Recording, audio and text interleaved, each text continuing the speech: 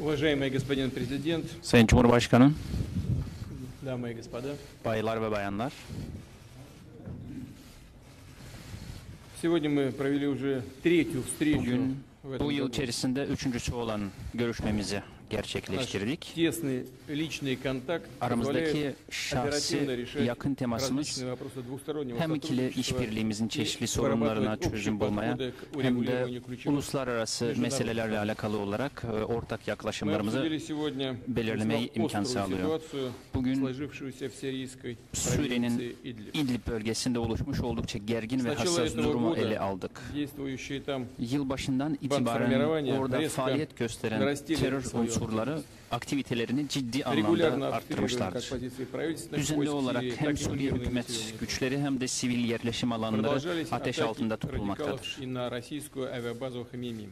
Hmeymin Rus üssüne yönelik 1 Mart'ta radikallerin была saldırıları предпринята devam очередная etti. попытка поразить ее 1 из Mart реактивных систем tarihinde залпового огня. çok namlulu roket atar sistemi Всего с начала vasıtasıyla этого bir года было saldırı зафиксировано girişimi daha 15 yaşandı. нападений на Хмеймим. Yılbaşından itibaren Каждый раз Hmeymin мы üssüne в yönelik режиме saldırı реального sayısı времени информировали об этом 15 наших турецких olarak партнеров. kaydedildi ve her seferinde biz Türk Фактически боевикам удалось meslektaşlarımıza спровоцировать возобновление боевых bilgi действий. vermekten kaçınmadık. Потери есть, к Fiilen сожалению, и militanlar среди yeni турецких çatışmaları граждан. tetikleyebildiler. В этой связи еще раз Hali выразил hazırda свое соболезнование господину президенту. Türk Я askerleri знаю, что arasında da kayıplar vardır ve bu münasebetle родным погиб. Sayın Cumhurbaşkanı'na ve vatandaşların aile fertlerine Мы не yönelik всегда taziyelerimizi согласны с ilerlemek нашими istiyorum. турецкими партнерами. Türk Своих partnerlerimizle ocenkach bazen происходящего в görüş ayrılıklarımız oluyor Но Suriye каждый раз в meselesinde, критические fakat моменты, kritik durumlarda her zaman опираясь на достигнутый высокий elde уровень edilen двусторонних отношений, mutabakatlara нам ve до сих ikili pор удавалось ilişkilerimizin находить yüksek точки seviyesine dayanarak соприкосновения по her zaman возникшим спорным uzlaşabilmeyi моментам, başarıyorduk. выходить на Ortak noktalar приемлемые bulmayı решения. başarıyorduk. Çözümler Так üretiyorduk. произошло и в этот раз. Bugün de öyle oldu. Сегодня мы подтвердили заинтересованность наших стран в Ülkelerimizin продолжении совместной работы и в рамках Астанинского Astana формата. formatı çerçevesindeki Astanинский çalışmaları proces devam dal ettirme своевременно niyeti серьезный olduğunu импульс bir kez daha контексте teyit сирийского etmek istiyoruz. Astana süreci Нашей Suriye сегодняшней meselesinin встрече çözümüne предшествовала ciddi bir ivme kazandırdı. большая работа и несколько Bugünkü раундов интенсивных görüşmemize birkaç консультаций межведомственных kurumlar делегаций с arası акцентом на istişare кризисную ситуацию в yapıldı. Идлибской зоне. Heyetler Мы исходим из İdlib'deki необходимости kriz соблюдения принципов konusunda detaylı суверенитета и görüşmeler территориальной yaptılar. целостности.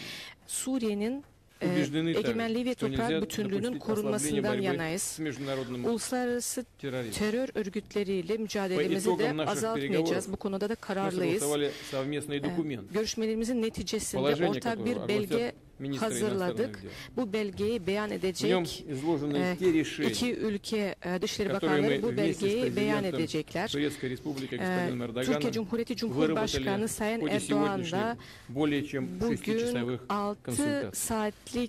saat boyunca Выражаю yapmış надежду olduğumuz на то, görüşmelerde что эти договоренности послужат хорошей görüşmelerin основой sonucu olarak bu для belgeyi прекращения hazırlamış боевых действий olduk в ve Идлибской зоне İdlib деэскалации. bölgesinde ateşkesin ve Положат çatışmaların конец, durdurulmasına прекратят vesile страдания olacağını ve мирного nihayet населения sivillerin и разрастанию гуманитарного кризиса. ızdıraplarına, azaplarına son Создадут vereceğini, условия для insani yardım продолжения konusunda мирного процесса ilerleyebileceğimizi в Сирийской Арабской Республике между всеми ilerleyebileceğimize конфликтующими yardımcı сторонами. olacak ve tüm поблагодарить ihtilaf господина tarafları arasında президента diyalog И за то, что kurulmasına он yardımcı счел olacak. возможным приехать Ben сегодня Türkiye в Москву, Cumhurbaşkanı'na Moskova'ya geldiği için подтвердить уровень наших отношений. teşekkür etmek istiyorum. Хочу Bizim поблагодарить ilişkilerimizin seviyesini всех teyit ettiği için турецких коллег за ve tüm Türk напряженную, mevkidaşlarıma непростую, но gerçekten конструктивную yoğun, hiç de работу, kolay которая olmayan закончилась, ama на мой взгляд, bu yapıcı позитивным çalışmadan результатом. dolayı Спасибо за внимание. teşekkür etmek istiyorum kendilerine. İlginize sağ olun. Ben de çok teşekkür ediyorum. Sayın Devlet Başkanı, saygıdeğer bakanlar, kıymetli basın mensupları, hanımefendiler, beyefendiler, sizlere en kalbi duygularımla, saygıyla selamlıyorum. Öncelikle Sayın Putin'e nazik daveti için teşekkür ediyorum. Bölgemizde kritik gelişmelerin cereyan ettiği bir dönemde Sayın Putin'le yeniden bir araya gelmekten büyük bir memnuniyet duyuyorum. Bugünkü görüşmelerimizde özellikle Suriye'deki durumu ve İdlib'deki son gelişmeleri ele aldık. Yaklaşık Sayın Başkan'ın da ifade ettiği gibi 6 saat süren bir çalışma yaptık. Ve bu arada tesis ettiğimiz samimi diyalog kapsamında benzer veya farklı görüşte olduğumuz tüm konuları ayrıntılarıyla görüştük, müzakere ettik. Türk-Rus münasebetlerinin bildiğiniz gibi derin tarihi kökleri vardır. 5 asrı aşan bu tarih, güçlü geleneğe sahip iki devletin ve halkın karşılıklı etkileşiminin de tarihidir. Bu köklü ilişkilerimizi karşılıklı saygı ve ortak çıkar temelinde ilerletmek en büyük arzumuzdur. Diplomatik ilişkilerimizin 100. yılını idrak ettiğimiz bu sene üst düzeyli işbirliği konseyinin toplantısı için Sayın Putin'i ülkemize bekliyoruz.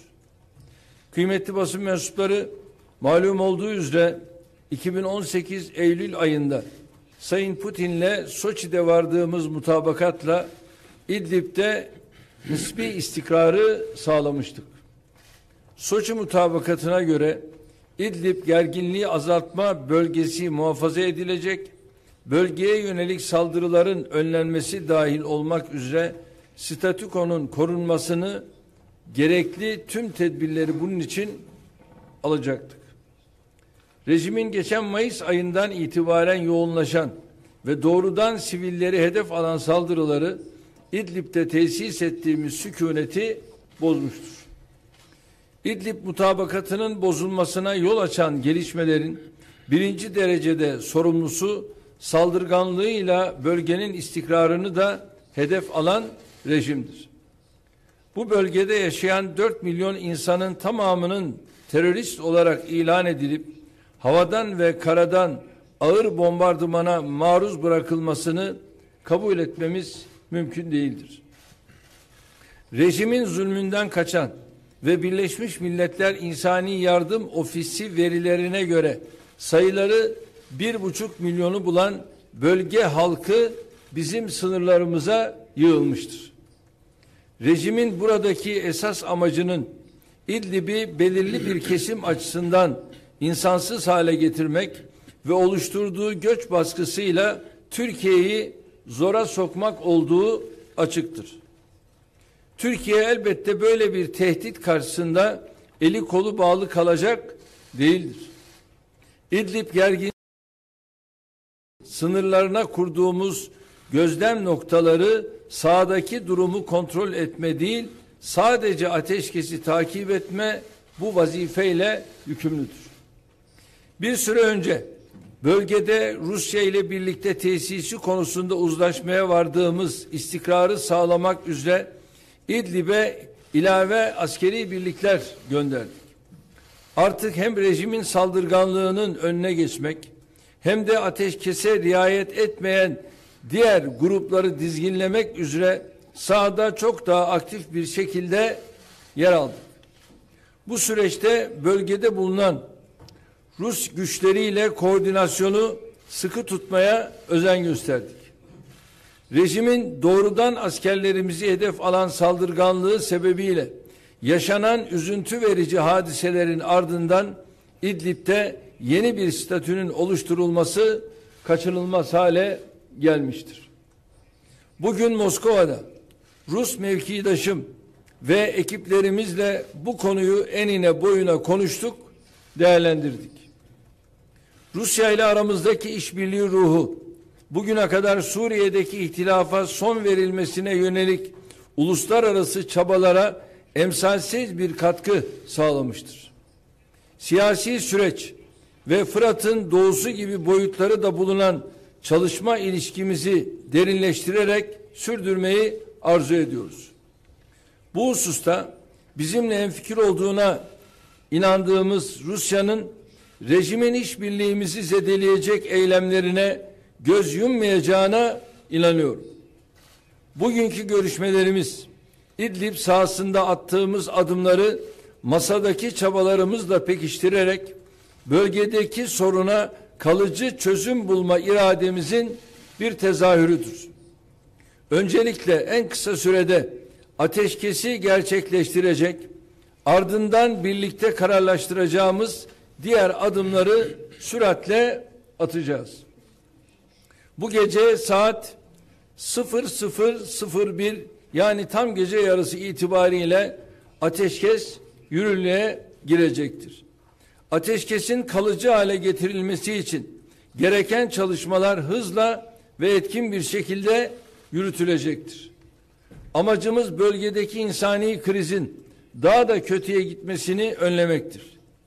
İhtiyaç sahibi tüm Suriyelilere ön şartsız ve ayrım gözetilmeksizin yardım sağlanması için birlikte çalışacağız. Ülke içinde yerinden edilmiş kişilerin güvenli ve gönüllü olarak ikamet yerlerine geri dönüşlerinin kolaylaştırılmasını temin edeceğiz. Üzerinde mutabık kaldığımız ortak metni biraz sonra Dışişleri Bakanlarımız sizlere açıklayacaktır. Türkiye bu süreçte rejimin yapabileceği her türlü saldırıya tüm gücüyle ve tüm sahada cevap verme hakkını saklı tutacaktır. Ve bu süreç içerisinde karşılıklı olarak değerli mevkidaşımla irtibat halinde olacağız. İlgili bakanlarımız birbirleriyle irtibat halinde olacaklar. Suriye krizine bu ülkenin toprak bütünlüğü ve siyasi birliği temelinde bir çözüm bulunana kadar Türkiye Soçi mutabakatı dahil bölgedeki inisiyatiflerini sürdürmekte kararlıdır. Bir kez daha Cenevre'de kurulan müzakere masasının kalıcı barış ve istikrarın yegane anahtarı olduğunu belirtmek istiyorum.